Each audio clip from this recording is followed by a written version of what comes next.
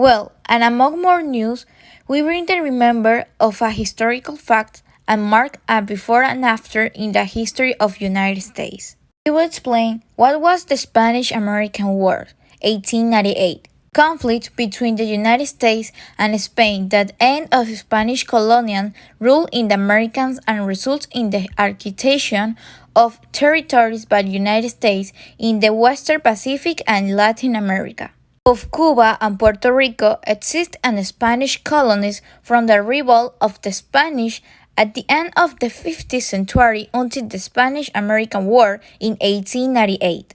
This war was an armed conflict between two of the imperialist military superpowers of the time, Spain and the United States, fighting for control of Cuba, Puerto Rico, Guam, and the Philippines Island. The Americans of 1898 were moved by a variety of causes, some of which are unrecognized today.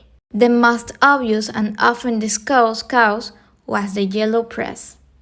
The important effects of the press should not be the understatements, although it is a matter of debate to what extent is after Americans outside of big cities like New York.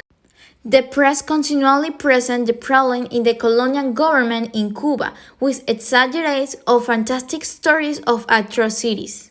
By keeping this information in the public eyes, the part of the war was served.